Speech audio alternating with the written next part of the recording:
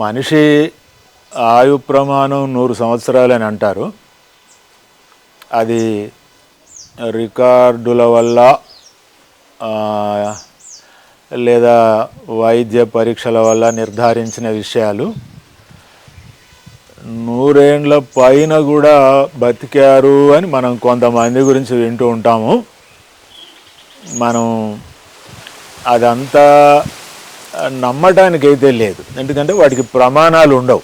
మనకు లిఖిత ఆధారాలు ఉంటే మినహా 100 ఏండ్లు పైబడి బతికారు అంటే మనం నమ్మటానికి లేదు.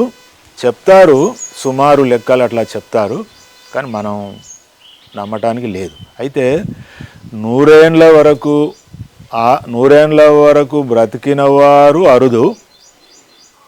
ఆ 100 ఏండ్ల వరకు కూడా ఆరోగ్యంగా బ్రతికిన వారు ఇంకా అరుదు. నేను చూసినంత మేరకి గ్రామంలో ఎక్కువ కాలం బ్రతికిన వాళ్ళని నేను చూశాను. 95 ఏండ్లు మా అమ్మ బ్రతికింది, 94 ఏండ్లు మా బాపు బ్రతికాడు. నిజానికి మా గ్రామంలో ఎక్కువ కాలం బ్రతికిన వాళ్ళు వీళ్ళిద్దరే. మిగతా వాళ్ళు అక్కడ దాకా రాలేదని నా గమనింపు. అయితే వీళ్ళిద్దరిని, మా ఫాదర్ను మదర్ను గమనించినంత మేరకి వాళ్ళు అంత ఎక్కువ కాలమైనా అంత బాగా బ్రతకడానికి కారణాలు ఏముంటాయి అని నేను చాలా సంవత్సరాలుగా నేను గమనిస్తూ వచ్చిన విషయాలు ఏమిటి అంటే, వాళ్లకు మనం అనుకునే మానసిక ఒత్తిళ్ళు వాళ్ళకి ఎన్నడూ లేవు, ఒక్కటి. రెండవది, వాళ్ళ జీవితం అంతా ప్రాకృతిక ఆహారం తినే బ్రతికారు. అది రెండో పాయింట్. మూడో పాయింట్ ఏమిటంటే, వాళ్ళు ఎప్పుడూ కూడా రికామీగా బ్రతకలేదు. వాళ్ళు ఎప్పుడు ఏదో ఒక పని చేసుకొని బ్రతికారు. మా మదర్ అయితే ఇంట్లో ఏ పని మనిషి సహాయం లేకుండా కూడా 93 ఏండ్ల వరకు కూడా తన పనులు తాను, వంటింటి పనులన్నీ తాను చేసుకుని బ్రతికింది. ఇక్కడికి మేము తీసుకొచ్చిన తర్వాత ఒక 2 ఏండ్లు మటుకే కొంచెం ఆమెకు మేము కొన్ని సహాయం చేయవలసి వచ్చింది. అప్పటికి తన స్నానం తానే చేసుకున్నది, తన బట్టలు తానే కట్టుకున్నది, తన తిండి తానే తిన్నది చివరి 2 సంవత్సరాలు. అంచేత ఎక్కువ కాలం బ్రతకడానికి, అంటే 100 ఏండ్ల వరకైనా బ్రతకడానికి 3 ముఖ్య కారణాలు ఉంటాయని నాకు అర్థమైంది. ప్రాకృతిక ఆహారం అంటే ఏం మాట, ఈ రసాయన ఎరువులు, పురుగు మందుల ఆహారం కాదు. నేను కూడా 16 ఏండ్ల వరకు న్యాచురల్ ఫుడ్డే తిన్నాను మా గ్రామంలో.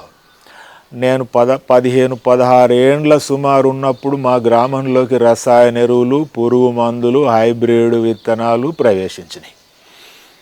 అంచేత నేను ఆ రోజుల్లోనే ఈ పురుగు మందుల ప్రభావం మన ఆరోగ్యం మీద కూడా దుష్ప్రభావం చూపుతుంది అని గ్రహించి నేను ఉద్యోగ జీవితంలోకి వెళ్ళినా కూడా ఆర్గానిక్ మిద్దె పెరటి తోట సేద్యాన్ని నేను వదిలిపెట్టలేదు.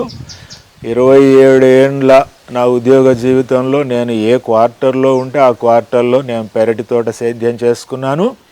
ఆ పెరటి తోట సేద్యాన్నే నేను ఉద్యోగాన్ని కూడా 13 ఏండ్లు ముందుగా విరమించుకోవడానికి కారణం ఏమిటంటే, ఆ ఉద్యోగ జీవితపు ఒత్తిడిని నేను ఇక నాకు వద్దు అని అనుకొని బయటికి రావటం అన్నమాట.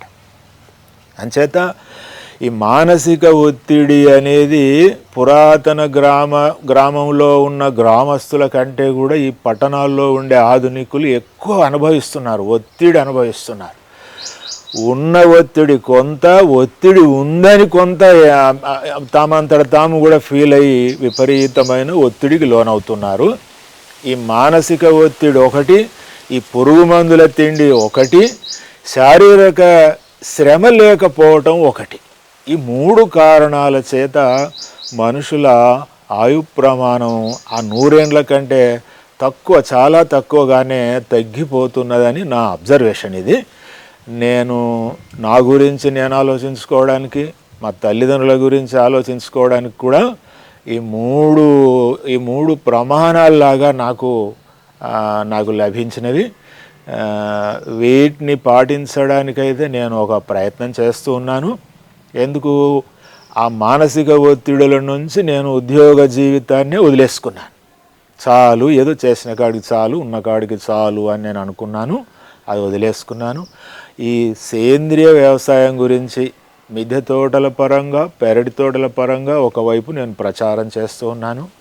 అదే సమయంలో పెరటి తోట, మిద్దె తోట సేద్యంలో రోజు నేను ఇన్వాల్వ్ అయి ఉంటాను. రైటర్గా కూడా నేను రోజు ఎంతో కొంత ఆలోచించుకోవటం, నాకు కొత్త విషయాలు అనుకున్నవి రాయటం నేను ఒక ప్రయత్నం చేస్తూ ఉన్నాను. నేను ఒక ప్రయత్నం చేసి సాధించానని నేను ఇంకా చెప్పడం లేదు. నేను మా తల్లిదండ్రులను గమనించి వాళ్ళు ఏ జీవన విధానాన్ని అయితే గడిపారో, అక్కడి దాకా చేరుకున్నారో, అది నాకే కాదు ఎవరికైనా కూడా అది అవసరం అనుకొని గ్రహించి నేను ఆ దారిలో సాగుతున్నాను. కానీ నేను ఇంకా అక్కడి దాకా చేరలేదు. చేరితే మరోమారు నేను చెప్పగలను. ఇందాక క్రాంతి అడిగితే కూడా చెప్పాను, నేను చెప్పదగ్గ చోటుకి ఇంకా చేరలేదని అన్నాను. అంటే మీ గమనింపులైనా చెప్పండి అన్నాడు. నా గమనింపులైతే ఇవి. మనిషి 100 ఏండ్ల వరకు బ్రతకడానికి ఈ 3 ముఖ్యమైన కారణాలని నేను అనుకుంటాను. ఈ 3 కూడా నిజానికి మన చేతిలో ఉన్నాయి. మనం గట్టిగా ప్రయత్నం చేస్తే ఈ 3ంటిని మనం సాధన చేయొచ్చు. మానసిక ఒత్తిడి లేకుండా చూసుకోవచ్చు. రెండవది, ఈ సేంద్రియ ఆహారాన్ని మనం మిద్దె తోటల్లో, పెరటి తోటల్లో పండించుకుని చాలా మటుకు మనం తినవచ్చు. మూడవది ఏమిటంటే, తప్పనిసరి శారీరక శ్రమ, రోజు ఎంతో కొంత శారీరక శ్రమ మనం చేయవలసి ఉంటుంది. అది కూడా సృజనాత్మకతతో ముడిపడి ఉన్న శారీరక శ్రమ అయితే చాలా బెటర్. అది అంచేత ఈ దీర్ఘాయు యొక్క 3 ముఖ్య కారణాలు ఇవన్నీ నేను గ్రహించాను. ఇంకా ఆ సాధనలో ఉన్నాను. నేను సాధించానని ఇప్పుడు చెప్పడానికి లేదు.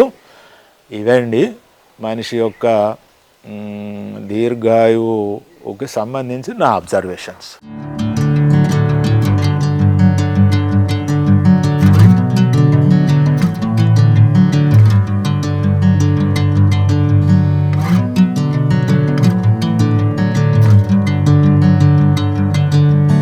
మనకి మానవ జీవితం మళ్ళీ దొరకదు. ఇది 100 ఏండ్లే దీని పీరియడు. ఈ 100 ఏండ్లైనా మనం ప్రతిరోజును మనం సద్వినియోగం చేసుకోవాలి కదా.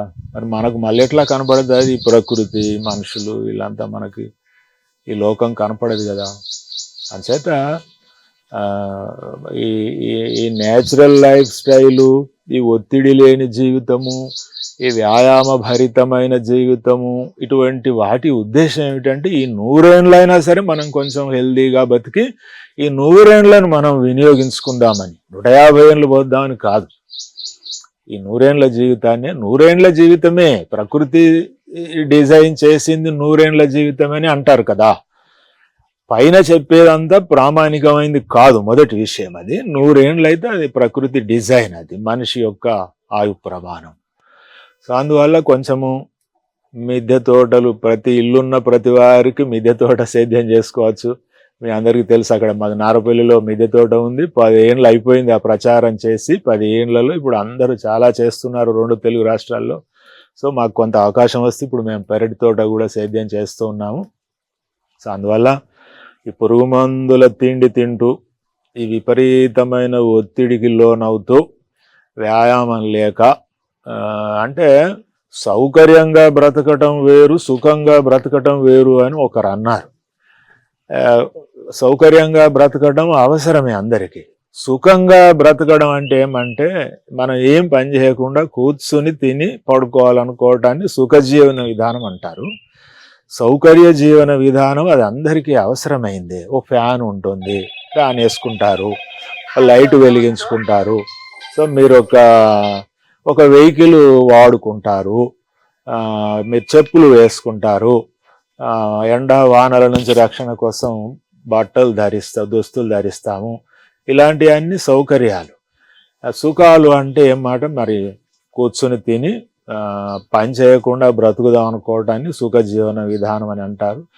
కనుక ఈ 3 ప్రధాన సూత్రాలను కనుక గుర్తుపెట్టుకున్నట్టయితే కాస్త ఇదిగో మీరు ఇలాగా ఈ సేంద్రియ కూరగాయలు పండ్లు మనమే ఓన్గా ఇంటి మీద పండించుకోవచ్చు.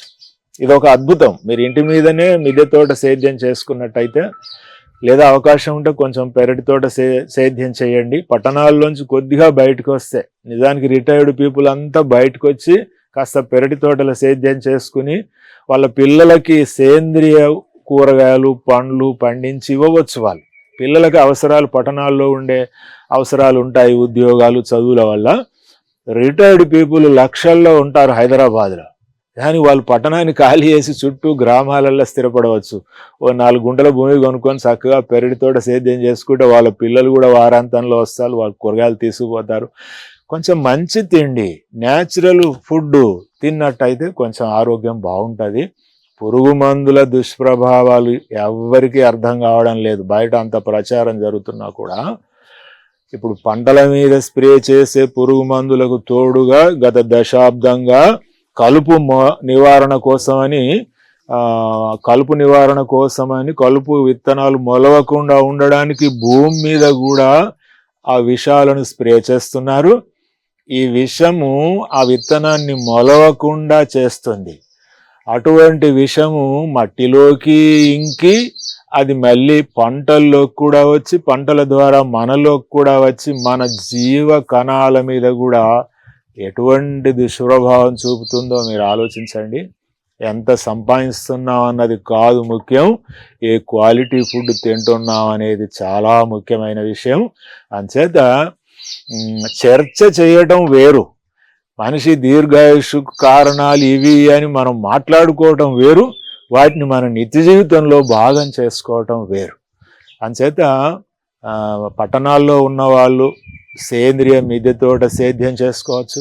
రిటైర్డ్ పీపుల్ అంతా బయటికి శివారు ప్రాంతాల్లోకి వచ్చి పెరటి తోట సేద్యం చేసి మీ పిల్లలకి, పట్టణాల్లో ఉన్న పిల్లలకి మీరు ఈ పదార్థాలు అందించవచ్చు.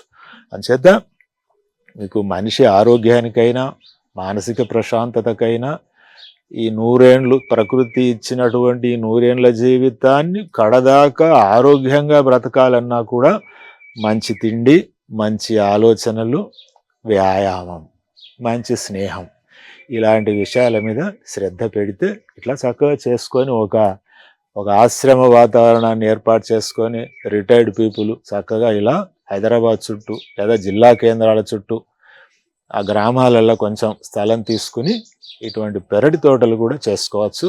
పట్టణాల్లో ఉన్న వాళ్ళు మిద్దె తోటలు చేసుకోవచ్చు. ఇది ఆరోగ్య జీవన విధానానికే కాకుండా సంపూర్ణ జీవితాన్ని గడపడానికి కూడా ఈ 3 సూత్రాలు పనిచేస్తాయని నా గమనింపు. సో ఇది మీరు ఇక్కడ మేము 3 ఏండ్లుగా ఈ పెరటి తోట చేస్తున్నాం, 10 ఏండ్లుగా నారపల్లెలో మిద్దె తోట సేద్యం చేశాం. ఈ 2 సబ్జెక్టుల మీద ఇంట్రెస్ట్ ఉన్న వాళ్ళకి ఈ కృషి కొందరికి తెలుసు అని నేను అనుకుంటాను. సో అంచేత మీరు ఆలోచించండి, ఇట్లాంటి విషయాల మీద మీరు శ్రద్ధ పెట్టండి.